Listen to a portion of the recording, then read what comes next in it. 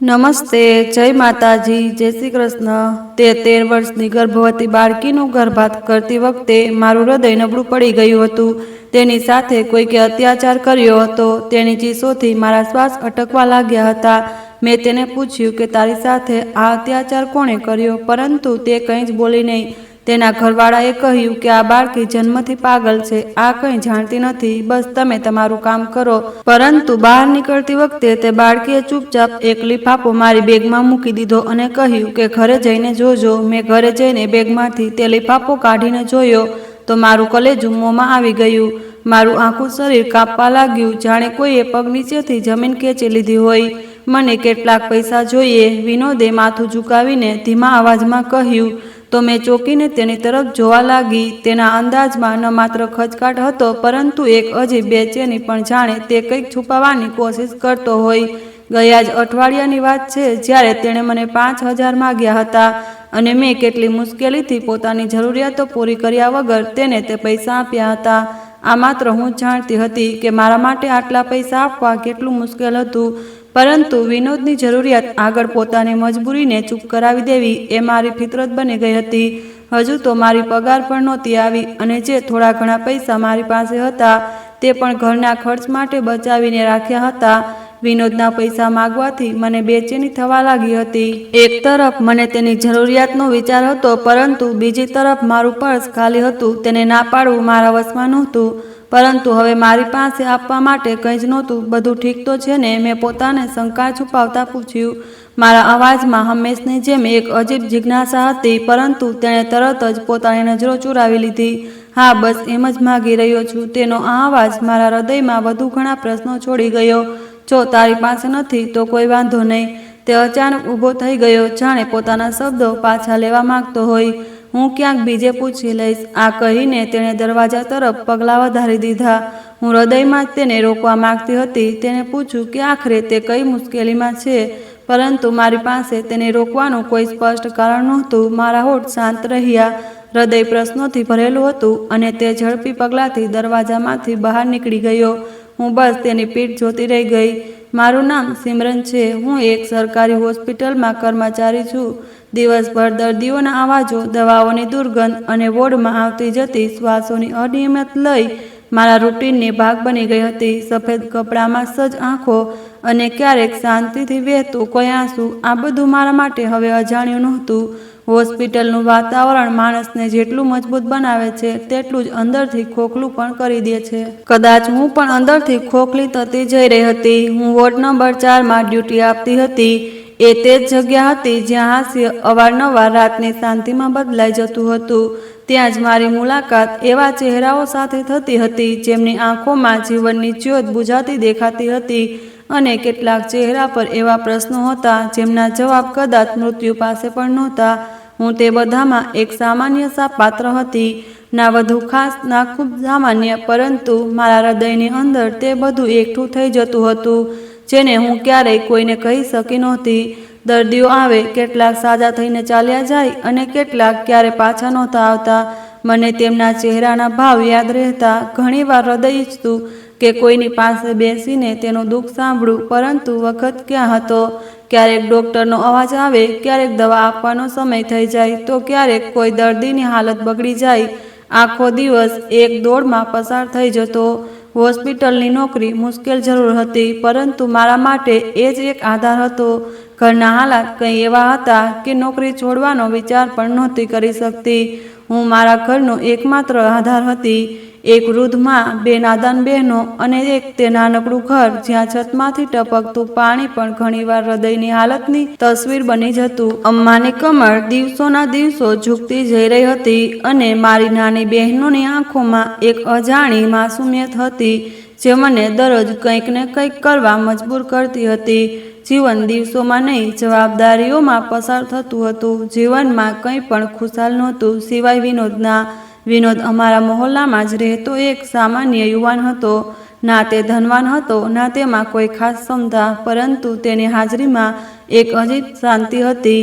જ્યારે તે પાસે હોય તો થોડીવાર એવું લાગે કે બધા બોજ હલકા થઈ ગયા છે। તેની અમ્મા અને મારી માં પાકી સહેલીઓ હતી અમ્મા અવારનવાર ઘરનું કામ તેની પાસે જ કરાવી લેતી અને તે પણ ચૂપચાપ અમ્માનો દરેક આદેશ શાંતિથી પૂરો કરી દેતો. પપ્પાના અવસાન પર પણ તેણે અમારો ઘણો સાથ આપ્યો હતો, કારણ કે અમારા ઘરમાં કોઈ પુરુષ નહોતો અને ગરીબીના કારણે અમારા સગાઓ અમને એમ જ મોહ નહોતા લગાવતા. એવામાં વિનોદ અને તેની માએ ખરાબ હાલતમાં અમારો જે રીતે સાથ આપ્યો હતો તે કોઈ મહેરબાનીથી ઓછું નહોતું. વાસ્તવમાં મેં ક્યારેય ખુલ્લેઆમ તેની પાસેથી કોઈ આશા નહોતી બાંધી, પરંતુ હૃદયના કોઈ ખૂણામાં તેની તરફથી એક આધાર અનુભવાતો હતો. કદાચ એટલે કે તે બાકીની દુનિયાથી કંઈક અલગ હતો, શાંત, સરળતાથી ભરપૂર અને અત્યંત વધુ ધ્યાન રાખનાર. અમારી મુલાકાતો ક્યારેક નિશ્ચિત નહોતી થતી, પરંતુ દર વખતે અચાનક મુલાકાત થઈને પણ પૂર્ણ લાગતી. ક્યારેક તે બજારમાં શાકભાજી લેતો દેખાતો, તો ક્યારેક મંદિરની બહાર કોઈ વૃદ્ધને આધાર આપતો અને ક્યારેક એમ જ રસ્તામાં મુસ્કુરાતો પસાર થઈ જતો. ના મેં તેને કંઈ કહ્યું નહીં, ના તેણે ક્યારેય કોઈ વચન આપ્યું, પરંતુ તેમ છતાં અમારી વચ્ચે એક શાંત સંબંધ ઉગી રહ્યો હતો, બિનજરૂરી પરંતુ મજબૂત. સાંભળો સિમરન, તમારા માટે એક રિશ્તો આવ્યો છે. હું હોસ્પિટલમાંથી ઘરે પાછી ફરી તો અમ્માને વિચારોમાં ખોવાયેલી જોઈ. મેં અમ્મા પાસેથી હાલચાલ પૂછી તો તે ચોંકીને મારી તરફ જોવા લાગી. બધું ઠીક તો છે ને અમ્મા? ક્યાં વિચારોમાં ખોવાયેલા છો? હું પોતે ખૂબ થાકેલી હતી, તેમ છતાં અમ્મા પાસેથી તેમની હાલત પૂછ્યા વગર ન રહી શકી. હા, બધું ઠીક છે. તે શાંત થઈ તો હું પથારીમાં સૂઈ ગઈ. ઊંઘ મારી આંખોમાં ઉતરતા આતુર હતી. ત્યારે જ મેં અમ્માના વિચારોમાં ડૂબેલો અવાજ સંભળાયો. સાંભળો સિમરન, તમારા માટે એક રિશ્તો આવ્યો છે, તે હળવા અવાજમાં બોલી, જાણે પોતાની સાથે જ વાત કરતી હોય. મારા માટે રિશ્તો? હું એકદમ ઊભી થઈને બેસી ગઈ. ઊંઘ જાણે મારી આંખોમાંથી ઉતરીને તરત જ દૂર ભાગી ગઈ હોય. મારું હૃદય જોર જોરથી ધડકવા લાગ્યું. એવું લાગ્યું જાણે કોઈએ અચાનક અંદર ક્યાંય કોઈ બંધ દરવાજો ખટખટાવ્યો હોય.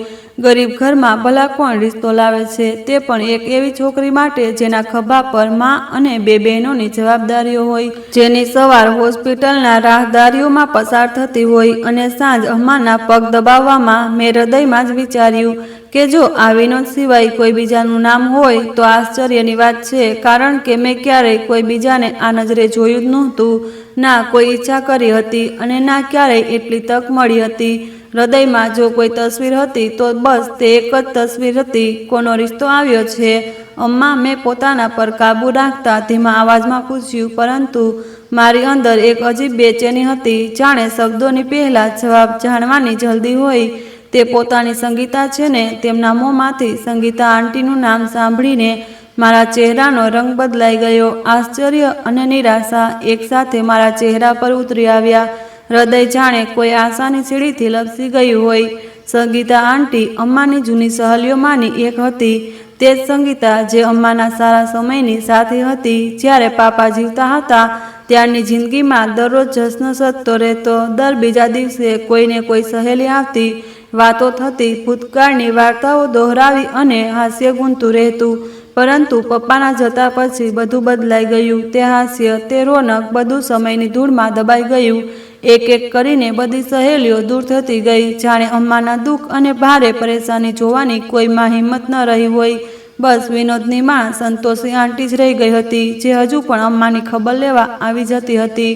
અને જો તે પોતે ન આવી શકતી તો વિનોદને જરૂર મોકલી દેતી હતી. કદાચ કારણ એ જ હતું કે તેમના હાલાત પણ અમારા જેવા જ હતા. અમ્માની સહેલીઓમાંથી મને સંગીતા આંટી સૌથી ખરાબ લાગતી હતી.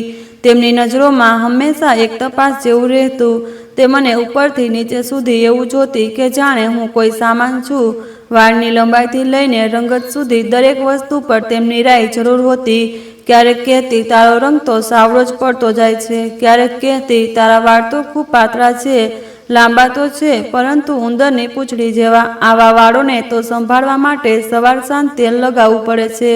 તેમના આ જુમલા મને હંમેશા યાદ રહેતા. હું અંદરથી જ કૂદ થઈ જતી. મારી જિંદગીમાં ક્યાં આટલો સમય હતો કે હું આયના સામે ઊભી રહીને વાળ પર તેલ મલતી ફરું. મારા હાથમાં હંમેશા રાશનની થેલી કે દવાઓની પડચી હોતી. ક્યારેક બહેનોની પુસ્તકો તો ક્યારેક અમ્માની દવાઓ. મારી જિંદગીમાં પોતાના માટે ફુરસતનું એક પળ પણ ક્યાંય નહોતું. સંગીતા આંટી કેમ? અમ્મા, મેં ગૂંચવણ ભર્યા અવાજમાં પૂછ્યું. હા, તે પોતાના દીકરા માટે તારો રિશ્તો લાવી છે. અમ્મા ધીમેથી બોલી તો હું ચોંકી ગઈ. અમ્માની વાત કરવાના અંદાજમાં ન તો કોઈ ઉત્સાહ હતો અને ન તો કોઈ ખુશી. અમ્મા, તે અમારે ત્યાં રિશ્તો લઈને કેમ આવી છે? ભલા તેમને તો હું એમ જ સારી નથી લાગતી. મને 1000 ખામીઓ કાઢે છે. તે મેં ચીડાઈને કહ્યું અને ફરીથી સૂવા માટે સૂઈ ગઈ.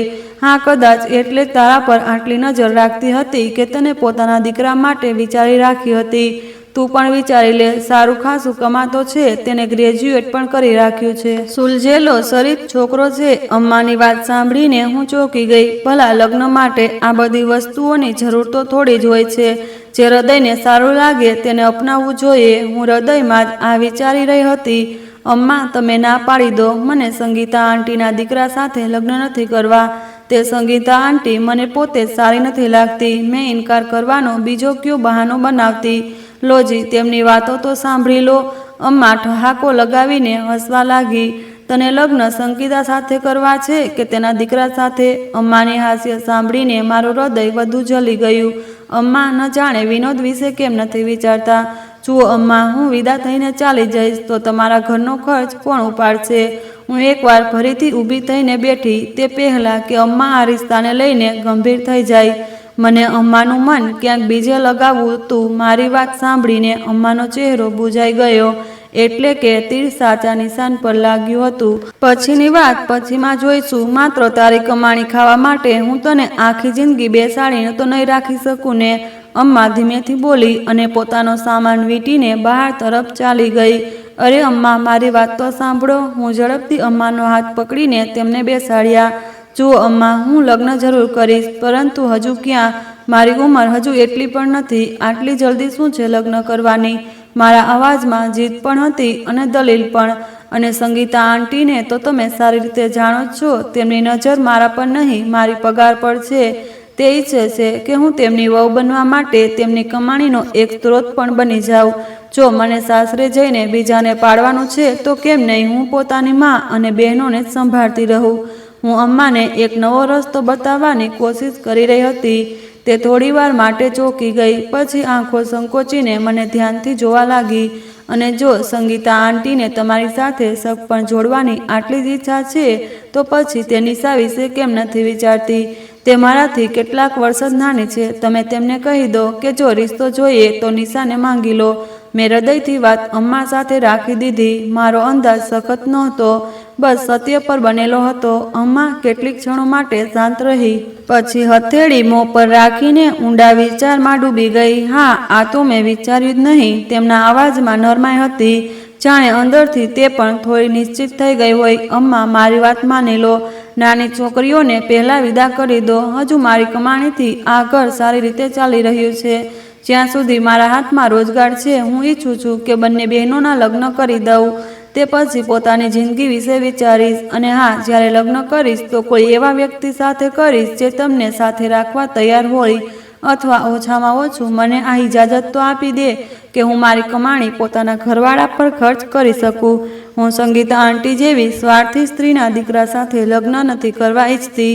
મારી વાતમાં દમ હતો અને સત્યમાં પણ વજન હતું. અમ્માએ કેટલી વાર પછી ધીમેથી માથું હલાવી દીધું. તું બરાબર કહે છે. વળી હજુ તારી ઉંમર એટલી પણ નથી થઈ. પહેલાં બહેનોને જ વિદા કરી દઈએ. અમ્મા માની ગઈ. કદાચ તેમના હૃદયમાં પણ તે જ પ્રશ્ન હતો જે મારા હોઠ સુધી આવ્યો હતો.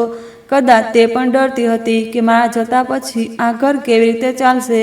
અમ્માને મનાવવું કંઈ મુશ્કેલ સાબિત ન થયું. હું સુકૂન સાથે સૂઈ ગઈ હતી. વિનોદ સિવાય હું કોઈ બીજા વિશે વિચાર પણ નહોતી શકતી. વિનોદને હોસ્પિટલની નોકરી પર મેં જ લગાવ્યો હતો. સંતોષી આંટીના કહેવા પર અને કેટલાક પોતાના હૃદયના હાથે મજબૂર થઈને. તે નોકરી વધુ મોટી તો નહોતી, પગાર પણ મર્યાદિત જ હતો, કારણ કે ન તો તે વધુ વાંચેલો લખેલો હતો અને ન તેની પાસે કોઈ ખાસ અનુભવ હતો. પરંતુ મને આ આશા હતી કે જો તે મહેનત કરે, પૂરી ઈમાનદારી સાથે પોતાની ડ્યુટી નિભાવે તો સમય સાથે તેનો પગાર પણ વધી શકે અને સાથે ઇજ્જત પણ.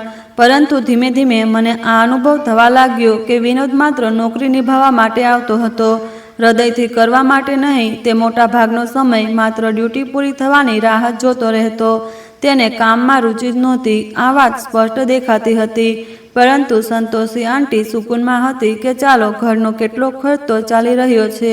વિનોદના જે પોતાના નિજી ખર્ચ છે તે દરરોજ દિવસે ને દિવસે વધતા જ જતા હતા.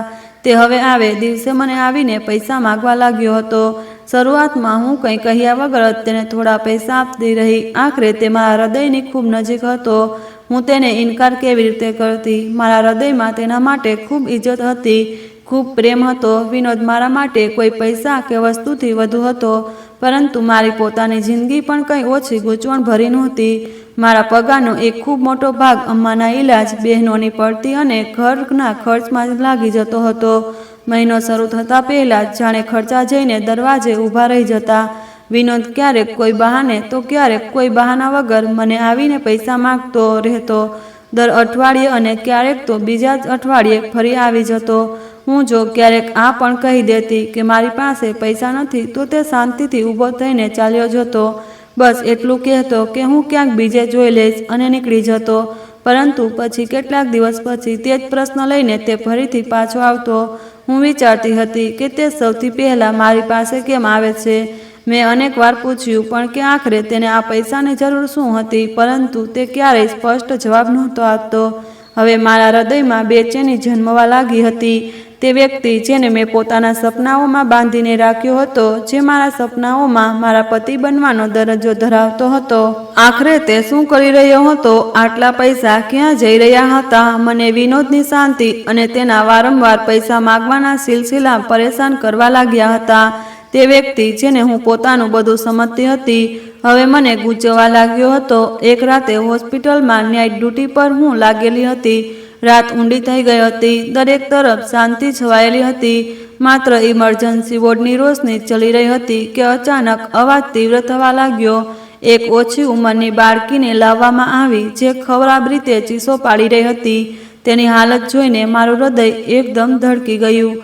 તે દુઃખથી ખૂબ તડપી રહી હતી. પેટને બંને હાથથી પકડીને બિલખી રહી હતી. હું આશ્ચર્યથી તેને જોવા લાગી. મારા હૃદયમાં અજીબ ડર ઉતરી આવ્યો. ડૉક્ટર અને નર્સ તરત જ ઇન્જેક્શન તૈયાર કરવા લાગ્યા અને બાળકીને તરત જ ઇમરજન્સીમાં દાખલ કરી લીધી. હું પણ ત્યાં જ હાજર રહી. મારા પગ જાણે જામી ગયા હતા. બાળકીની ચીસો રાતના સન્નાટાને ચીરતી જઈ રહી હતી. તે આખી રાત કરાતી રહી. હું ડ્યુટી કરતી હૃદયમાં જ પરેશાન રહેતી કે આખરે આટલી ઓછી ઉંમરની બાળકી સાથે એવું શું થયું કે તે આટલી ભયાનક પીડા સહી રહી હતી.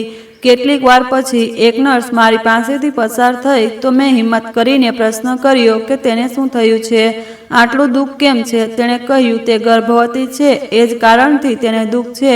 અમે દવા આપી દીધી છે, ઇન્જેક્શન લગાવી દીધું, હમણાં જ થોડી વાર પહેલાં સૂઈ ગઈ, નર્સ ગૂંચવણમાં કહીને આગળ વધી ગઈ.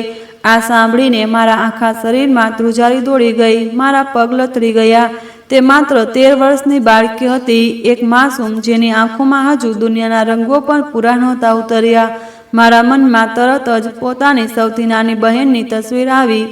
તે પણ તો હજુ માત્ર 15 વર્ષની છે, માસૂમ, નાદાન અને આ દુનિયાથી અજાણ. હું વિચારી ગઈ કે આવો અત્યાચાર કોણ કરી શકે છે? આટલી ઓછી ઉંમરની બાળકી સાથે આટલો મોટો ગુનો. મારું મગજ ભરવા લાગ્યું. હું ચીસો પાડવા માંગતી હતી, ખૂબ રડવા માંગતી હતી. તે જાલિમોનો ચહેરો ઓળખીને તેને ભયાનક સજા આપવા માંગતી હતી. મારા હૃદયમાં ગુસ્સાની આગ ભભૂકી ઉઠી. હોસ્પિટલમાં આવી ઘટનાઓ રોજ નહોતી આવતી, પરંતુ આ કંઈક અલગ જ હતું. હું તેની સાથે જોડાઈ ગઈ હતી, કદાચ એટલે કે બાળકી માનસિક રીતે પણ સામાન્ય નહોતી. તે કોઈને ઇનકાર પણ નહોતી કરી શકતી. તેની સાથે આવો વ્યવહાર કરનાર આખરે માણસ કહેવા લાયક કેવી રીતે બની શકે? અને પછી તેના મા બાપની હાલત જોઈને મારું હૃદય વધુ ઊંડા દુઃખથી ભરાઈ ગયું. તે ગુમસુમ પથ્થર જેવા ચહેરા લઈને ખૂણામાં બેઠા હતા. પહેલેથી જ એક માનસિક રીતે અસમર્થ બાળકની પરવરિશ તેમના પર માત્ર બોજ નહીં, પરંતુ એક મોટી પરીક્ષા હતી. હવે આ આઘાત તેમની હિંમત તોડી ચૂક્યો હતો. મેં તેમના ચહેરા પર માત્ર ગમ જ જોયો. મારી આત્મા ઘાયલ થઈ ગઈ. તે એક બાળકીએ મારી આંખો સામે આખા સમાજનો ચહેરો બેનકાબ કરી દીધો હતો. કેટલાક દિવસોમાં તેની હાલત થોડી સુધરવા લાગી હતી. તે માનસિક રીતે મજબૂર હોવાના કારણે પથારીમાં જ રહેતી અને હોસ્પિટલના વોર્ડમાં કોઈ મકસદ વગર અહીં તહીં ફરતી રહેતી. ક્યારેક તે કોઈની પાસે જઈને બેસી જતી, તો ક્યારેક કોઈ વોર્ડમાં દાખલ થઈ જતી અને ક્યારેક એમ જ મુસ્કુરાતી રહેતી, જાણે કંઈ થયું જ ન હોય. તે અનેકવાર મારા રૂમમાં પણ આવી ચૂકી હતી. એક દિવસ જ્યારે હું ફાઇલોમાં વ્યસ્ત હતી, તે ચૂપચાપ અંદર આવી ગઈ. મેં તેને જોઈ અને કહ્યું, બેસી જા, હું તારા માટે પાણી લઈને આવું છું. મેં પાસે રાખેલા ગ્લાસમાં પાણી ભરીને તેને આપી દીધું. તેણે શાંતિથી પાણી પીવાનું શરૂ કર્યું. તે રોજની સરખામણીમાં વધુ શાંત લાગી રહી હતી. તેના ચહેરા પર એક અજીબ ગંભીરતા હતી, જાણે તે કંઈક કહેવા માંગતી હોય, પરંતુ શબ્દ જ ન મળી રહ્યા હોય. મારા હૃદયમાં વારંવાર આ પ્રશ્ન ઉઠી રહ્યો હતો કે આખરે તેની સાથે આ અત્યાચાર કોણે કર્યો. મેં સમજ્યું કે કદાચ આ બધું તેના કોઈ નજીકના વ્યક્તિએ કર્યું હશે, કોઈ સગું કે પછી કોઈ ઓળખીતું જે તેને જાણતું હોય. મેં એકવાર તેની પાસેથી વાત પૂછવાની કોશિશ કરી, પરંતુ તે અથવા તો શાંત રહેતી અથવા વાત બદલી દેતી. દિવસભર જ્યારે તે પાણી પી ચૂકી તો અચાનક બોલી, જો હું તમને કહી દઉં કે આ બધું કોણે કર્યું છે તો તમે પરેશાન થઈ જશો. હું ચોંકી ગઈ અને તેને ધ્યાનથી જોવા લાગી. તે પોતાના અંદાજમાં સતત બોલતી રહી. હું કંઈ બોલી ન શકી. તેના અવાજમાં તે દુઃખ છુપાયેલું હતું જે કોઈ બાળકને સહન ન કરવું જોઈએ. તેણે કહ્યું, જેણે પણ મારી સાથે આ કરી નાખ્યું તે તમારી સાથે પણ એ જ કરશે.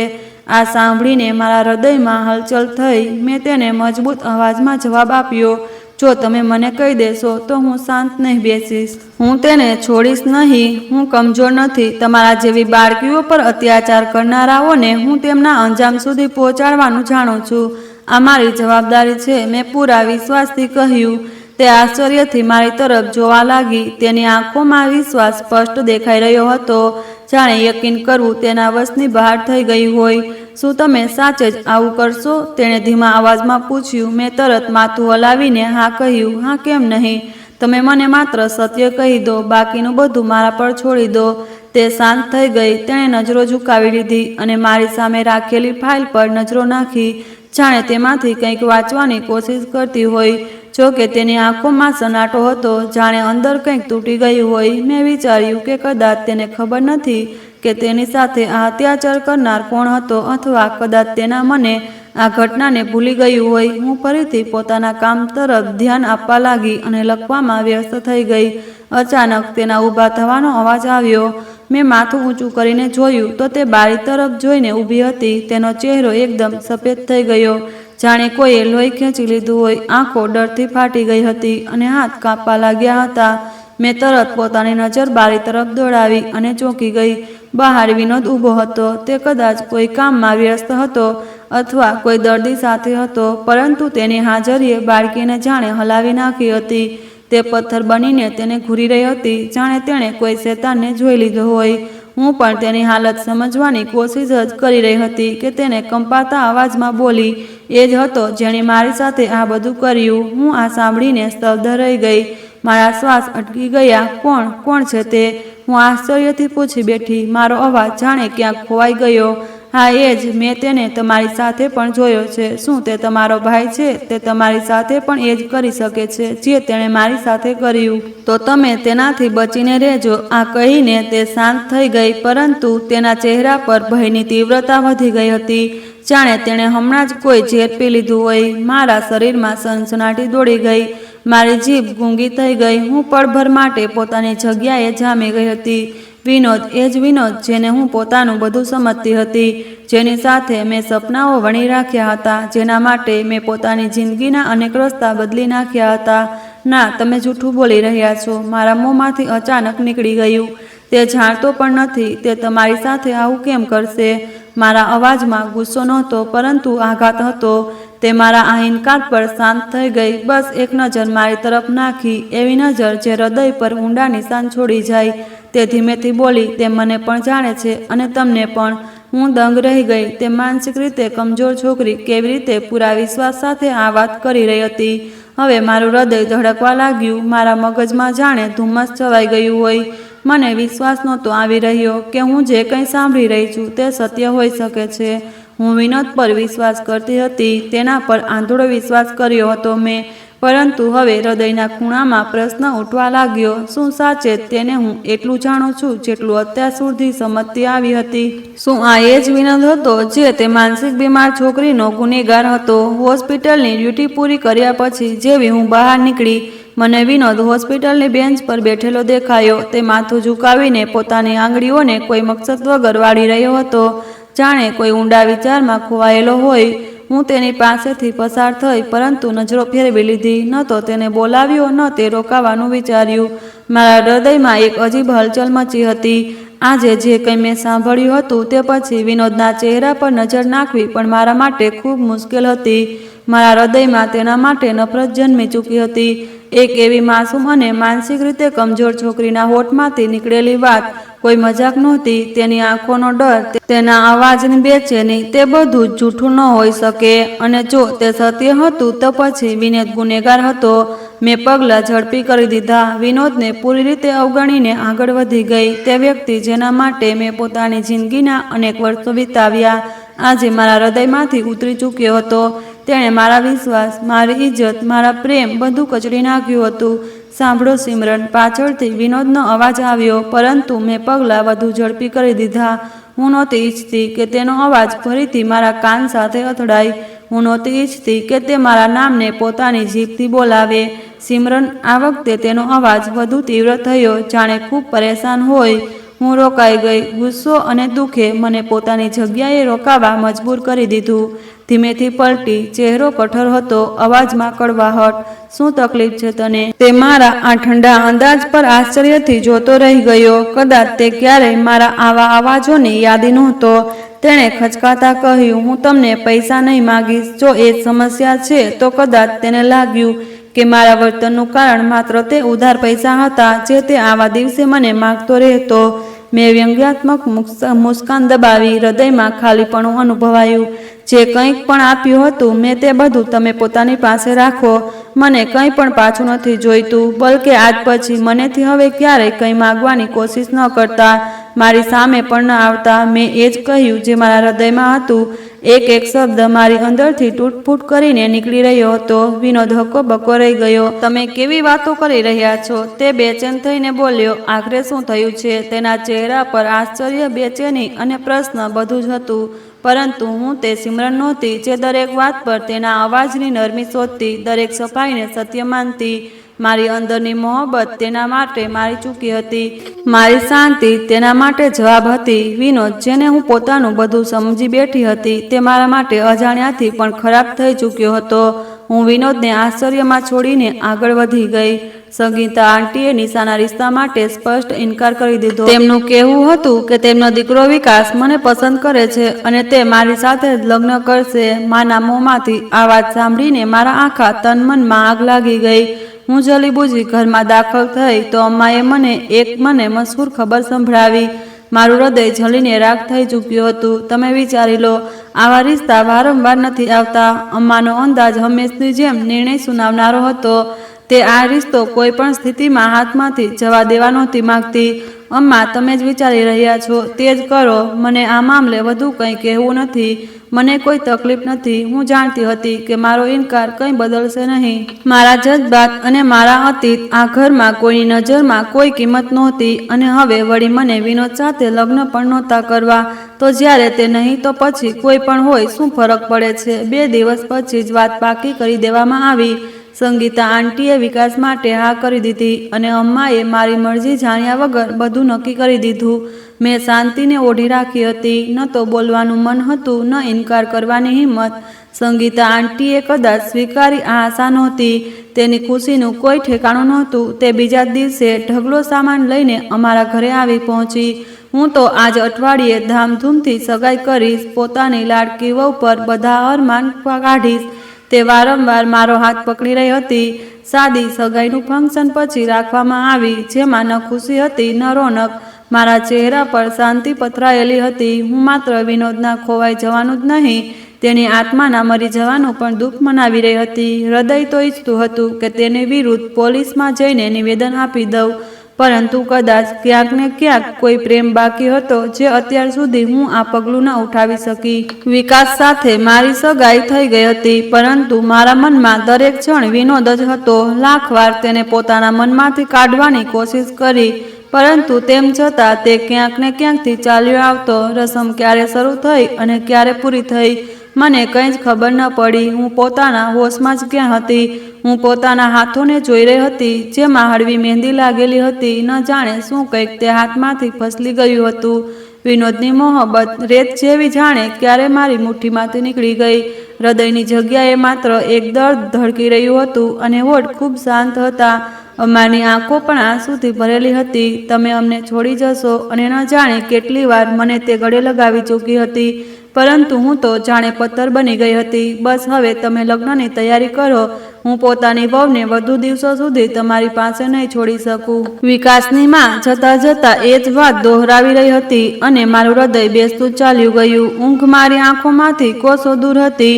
હું કપાળ પર હાથ રાખીને કરવટો બદલી રહી હતી, કારણ કે આજે બધા લોકો થાકેલા હતા એટલે જલ્દી સુવા ચાલ્યા ગયા. મારું હૃદય ખૂબ ગભરાઈ રહ્યું હતું, એટલે હું ઉઠીને આંગણામાં ચાલી આવી, પરંતુ ઊંઘ અહીં પણ મારાથી દૂર હતી. જ્યારે મારું માથું ફાટી રહ્યું હતું એ જ ક્ષણ દરવાજા પર ધીમેથી ટકોર થઈ. હું ચોંકી ગઈ અને તરત સીધી થઈને બેસી ગઈ. આ સન્નાટામાં આ ટકોર કોઈ ધડાકાથી ઓછી નહોતી. હૃદયની ધડકન એક પળ માટે અટકી ગઈ, પછી તીવ્ર થઈ ગઈ. મેં ધીમેથી દરવાજા તરફ જોયું અને ત્યાં જઈને ઝાંકીને જોયું તો વિનોદ હતો.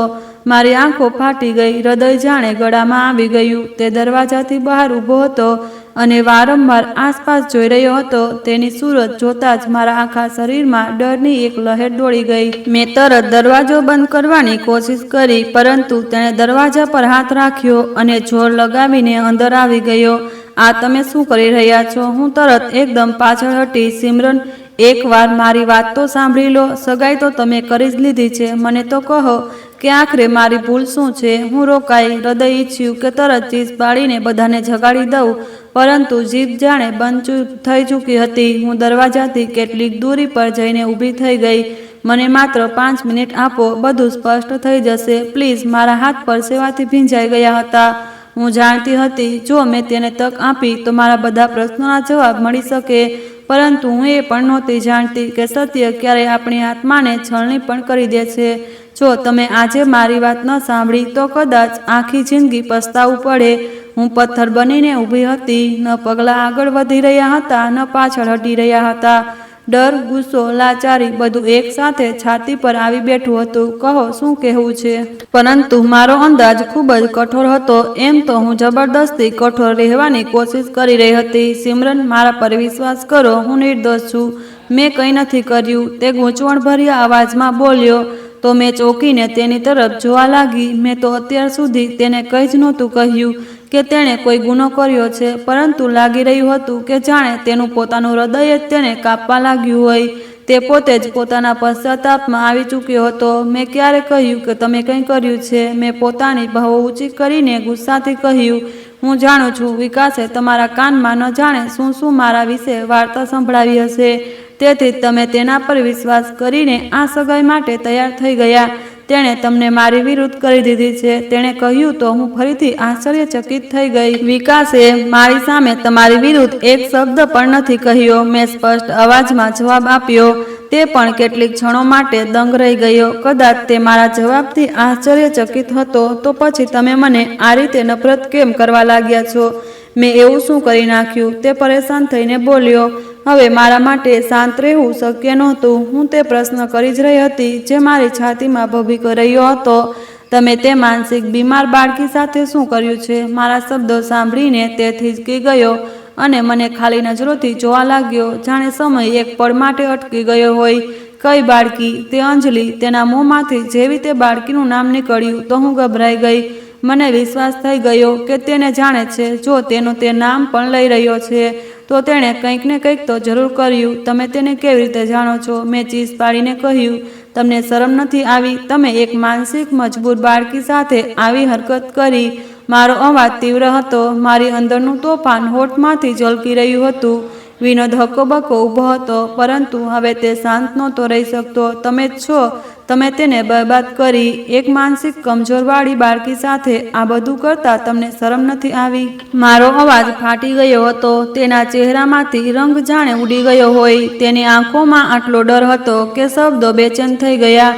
તે ચીસ પાડીને બોલ્યો, તે મારા મહોલ્લાની બાળકી છે. હું તેને જાણું છું, પરંતુ મેં કંઈ જ નથી કર્યું. મારા પર તમે આ આરોપ લગાવી રહ્યા છો, જ્યારે તેનો મુજરીમ હું નથી, વિકાસ છે. તે ચીસ પાડીને બોલ્યો તો હું ગૂંગી થઈને રહી ગઈ. તમે વિકાસ પર આરોપ લગાવી રહ્યા છો? હું આઘાતમાં બોલી, તમને પોતાનો ગુનો કબૂલ કરી લેવો જોઈએ. સારું, શું પુરાવો છે તમારી પાસે કે હું ગુનેગાર છું? તે તીવ્ર અવાજમાં બોલ્યો. એ જ બાળકી મારી સામે સાક્ષી તરીકે હાજર છે. મેં તેના ચહેરા પર જે ડર અને ગભરાહટ જોઈ હતી, તે પછી કોઈ બીજા પુરાવાની જરૂર જ નથી રહેતી. તે તમને ઓળખે છે. અને તેણે જ ઈશારાથી કહ્યું, પાછલા અઠવાડિયાની સાંજ તમે મારા રૂમની બારીની બહાર ઊભા હતા અને તે તમે જ હતા જેણે તેની જિંદગી બરબાદ કરી. તમે તેના મુજરીમ છો. હું વિના કારણ તમારા પર આરોપ કેમ લગાવીશ? મારી પાસે તે છોકરી પોતે હાજર છે જે તમારા બાળકની માં બનવાની છે. મેં ચીસ પાડીને કહ્યું તો તે મને દરેક તરફથી જોવા લાગ્યો. આ બધું જૂઠું છે. આવું કંઈ જ નથી. તે તમારી નજરોનો ધોખો છે. તે બાળકી મને નહીં, પરંતુ વિકાસને ઓળખી રહી હતી, કારણ કે તે દિવસે હું ત્યાં એકલો નહોતો. મારી સાથે વિકાસ પણ હતો. શક્ય છે કે તેણે વિકાસને જોયો હોય અને ઈશારો તેની તરફ કર્યો હોય, કારણ કે હું તેનો મુજરીમ નથી, પરંતુ હું વખતે ત્યાં પહોંચ્યો હતો જ્યારે તે અત્યાચાર થઈ રહ્યો હતો. તે ખેતરો તરફ જઈ ચૂક્યો હતો અને હું પાછળથી પહોંચ્યો. મેં તેને જોયો, મેં તેને રોક્યો, મેં તેની જાન બચાવી. તે દિવસ પછી વિકાસ મને બ્લેકમેલ કરી રહ્યો હતો. તે મને પૈસા માંગી રહ્યો હતો અને ધમકીઓ પણ આપી રહ્યો છે કે જો મેં પોતાની જીભ ખોલી તો તે મને જ ઉલટો મુજરીમ સાબિત કરી દેશે. જે પૈસા હું તમને અત્યાર સુધી માગતો રહ્યો છું, તે વાસ્તવમાં હું તેને જ આપતો રહ્યો છું. તે દિવસે હોસ્પિટલમાં પણ મને પૈસા માગવા માટે જ આવ્યો હતો. આ સત્ય છે અને આ પણ સત્ય છે કે સત્ય બોલનારનો કોઈ સાથ નથી આપતું.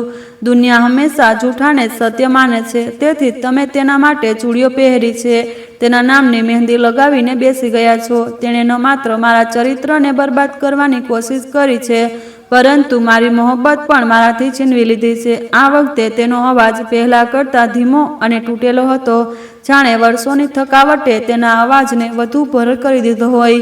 હું તડપીને રહી ગઈ. મોહબ્બત અમારી વચ્ચે હંમેશા શાંત રહી હતી. ન તેણે ક્યારેય એકરાર કર્યો હતો અને ન હું ક્યારેય જીદથી કંઈ કહ્યું હતું, પરંતુ આજે તેણે એકરાર કર્યો હતો. તે પણ આવા વખતે જ્યારે બધું હાથમાંથી નીકળી ચૂક્યું હતું.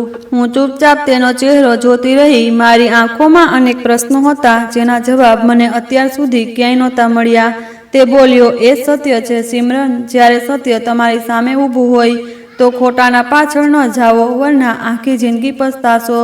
એકવાર તે છોકરીની સામે મને અને વિકાસ બંનેને ઊભા કરી દો. તમને પોતે ખબર પડી જશે કે કોણ અસલી મુજરીમ છે અને કોણ નથી. આ કહીને તે ધીમેથી પલટ્યો, માથું ઝુકાવીને ચૂપચાપ ચાલ્યો ગયો અને હું ત્યાં જ ઊભી માત્ર તેને જોતી રહી ગઈ. મારી આંખોમાંથી આંસુ વહી રહ્યા હતા. હું કંઈ કહેવાને સક્ષમ જ નહોતી રહી. મારી અંદર હજુ પણ એક તોફાન ઉઠી રહ્યું હતું. શું સાચે તે સત્ય કહી રહ્યો છે? શું વિકાસ મુજરીમ હતો? શું તે દિવસે બારીની બહાર સાચે તે બંને હાજર હતા? હું ઢીલા પગલાંથી પાછી પલટી તો મને પાછળથી કોઈની હાજરીનો અહેસાસ થયો. જેવી પલટીને જોયું તો અમ્મા દરવાજા પાસે ઊભી હતી. ચહેરા પર આશ્ચર્ય અને આંખોમાં પ્રશ્નો હતા. તે કેટલી વાર સુધી મને જોતી રહી, પછી બોલી, આ બધું શું છે સિમરન? હું કોઈ જવાબ ન આપી શકી. મારું ગળું રૂંધાઈ ગયું. હું બસ ધીમેથી અમ્માના છાતીથી જઈને લાગી અને ફૂટી ફૂટીને રડવા લાગી, જાણે વર્ષોની થકાવટ આંખોમાંથી વહેવા લાગી હોય. સત્ય જાણવા માટે મેં એ જ કર્યું જે મને કરવું જોઈએ હતું. હું વિનોદને પ્રેમ તો કરતી જ હતી, પરંતુ હવે તેના કરતાં પણ વધુ જરૂરી તે બાળક માટે ન્યાય હતો જેની સાથે અત્યાચાર થયો હતો. હું આંખો બંધ કરીને કોઈ પર પણ વિશ્વાસ ન કરી શકતી, કારણ કે આ માત્ર કોઈ એકની મોહબ્બત નહીં, પરંતુ એક માસૂમ જિંદગીનો પ્રશ્ન હતો. મેં વિકાસને ફરી બહાનેથી હોસ્પિટલ બોલાવ્યો. તે કોઈ ચિંતા વગર દોડતો આવી ગયો, જાણે કંઈ જાણતો જ ન હોય. મેં તેને પોતાના રૂમમાં બેસાડ્યો અને તરત બાળકીને લઈ આવી. તેના ચહેરા પર હજુ પણ એ જ ડર હતો જે તેણે તે દિવસે બારીની બહાર અનુભવ્યો હતો. મેં નરમાઈથી પૂછ્યું, કહો, શું આ તમારો મુજરીમ છે? શું આ એ જ છે જેને તમે બારીમાંથી જોયો હતો? તે કાપવા લાગી. તેનો ચહેરો સફેદ થઈ ચૂક્યો હતો, આંખોમાં ભયંકર ડર અને હોઠ સુકાઈ ગયા હતા. વિકાસના ચહેરાનો રંગ પણ તેને જોતા જ ઉડી ગયો અને તે એકદમ બોલ્યો, આ તમે શું કરી રહ્યા છો સિમરન? આવો આરોપ મારા પર? મેં હાથ ઊંચો કરીને તેને શાંત રહેવાનો ઈશારો કર્યો અને ફરી બારકીથી કહ્યું, હિંમત કરીને કહો, સત્ય શું છે? તે રડતા જોરથી બોલી, હા એ જ છે, એ જ છે, એ જ છે, એ જ તો હતો, બારીની બહાર ઊભો હતો, એ જ જેણે મારી સાથે તે બધું કર્યું. મેં તરત તેને પોતાના છાતીથી લગાવી લીધી અને વિકાસ તરફ પલટી. તમે ભાગવાની કોશિશ પણ ન કરતા, પરંતુ દરવાજા તરફ લપક્યો તો મેં જોરથી ધક્કો મારીને તેને પાછો ખુરશી પર પાડી દીધો. તે પડી ગયો તો બાકીનો સ્ટાફ પણ રૂમમાં દોડતો આવી ગયો અને પકડી લો અને પોલીસના હવાલે કરો. આ બાળકીનો મુજરિમ છે, મેં તીવ્ર અવાજમાં કહ્યું અને અંજલિને પોતાની છાતી પાછળ લીધી જેથી તે ડરથી ફરીથી બેહોશ ન થઈ જાય. એ જ છે, તે રડતા બોલી. પછી બોલી, એ જ છે? ના, તમારા ભાઈનો મિત્ર. ના સાંભળતી હું આશ્ચર્યચકિત રહી ગઈ. તે વિનોદને મારો ભાઈ સમજી રહી હતી. કદાચ તેણે અમને એક સાથે જોયા અને પછી વિનોદ સાથે વિકાસને પણ જોયો હતો. ના, આ મારો કંઈ જ નથી લાગતો. મારો તેની સાથે કોઈ સંબંધ નથી. જો સંબંધ છે તો માત્ર એક દુશ્મનીનો સંબંધ છે. હું તેને સહેલાવતી રહી અને હૃદયમાં એક સુકૂન ઉતારવા લાગ્યું. હું એક માસૂમની અવાજ બનીને સત્યને સામે લાવી શકી હતી. પોલીસે પછી વિકાસને ઝડપથી ધરપકડ કરી લીધો અને પછી તપાસમાં આ સાબિત થઈ ગયું કે તે જ અસલી મુજરિમ હતો. તેની વિરુદ્ધ પુરાવા આટલા સ્પષ્ટ હતા કે ઇનકારની કોઈ તક બાકી જ નહોતી રહી. મારી આત્માને સુકૂન મળ્યું કે તે બિચારી બાળકીને ન્યાય મળી ગયો હતો. હું વિનોદની સામે શર્મિંદા તો હતી, પરંતુ તેણે મારા હૃદયની ગૂંચવણ અને મજબૂરીને સમજી અને કોઈ ફરિયાદ વગર મને માફ કરી દીધી. તેના અંદાજમાં એ જ નરમી અને પ્રેમ હતો જે પહેલા દિવસથી હતો. કદાચ આજ સચ્ચાઈએ મને તેને વધુ નજીક કરી દીધી. આ આખી સ્થિતિનો માત્ર આટલો ફાયદો થયો કે તેણે મને પોતાની મોહબ્બતનો એકરાર કરી લીધો હતો. અમ્માએ પણ સત્ય જાણ્યા પછી તરત વિકાસ સાથે મારી સગાઈ તોડી દીધી. વિકાસની માં અલગ શર્મિંદા હતી કે તેમના દીકરાએ કોઈ માસૂમ સાથે આટલો ભયંકર અત્યાચાર કર્યો હતો. સંતોષી આંટી આગલા જ અઠવાડિયે વિનોદનો રિશ્તો લઈને આવી ગઈ. તમે સગાઈ કરવામાં ખૂબ જલ્દી કરી હતી. હું તો ક્યારથી વિચારીને બેઠી હતી કે સિમરનને જ પોતાની વહુ બનાવીશ. તેમણે મુસ્કુરાતા કહ્યું. અમ્માએ સંતોષી આંટીથી હસતા કહી દીધું, આ વખતે સગાઈ નહીં, બસ સીધા લગ્ન થશે. બધું જાણે ફરીથી ઠીક થઈ ગયું હતું. વિનોદનો સાથ, અમ્માની રજામંદી અને અંજલિ જેવી માસૂમ જાનને ન્યાય, મારા માટે એ જ સૌથી મોટી જીત હતી. તો મિત્રો, તમને આ કહાની કેવી લાગી મને કોમેન્ટ સેક્શનમાં જરૂર કહેજો. મારા ચેનલને સબસ્ક્રાઈબ કરી વિડીયોને લાઈક કરી દેજો અને વિડીયોને હાઈપ પણ કરી દેજો. અને આવી અને વધુ રોમાંચક કહાનીઓ સાંભળવા માટે મારા ચેનલ સાથે જોડાયેલા રહેજો. આ પૂરી કહાની કાલ્પનિક છે. તેનું કોઈ વ્યક્તિ, સ્થળ અથવા વાસ્તવિક ઘટના સાથે કોઈ સંબંધ નથી. તેનો ઉદ્દેશ્ય માત્ર મનોરંજન, શિક્ષણ અને સસ્પેન્સ આધારિત કહાનીને રજૂ કરવાનો છે. ધન્યવાદ.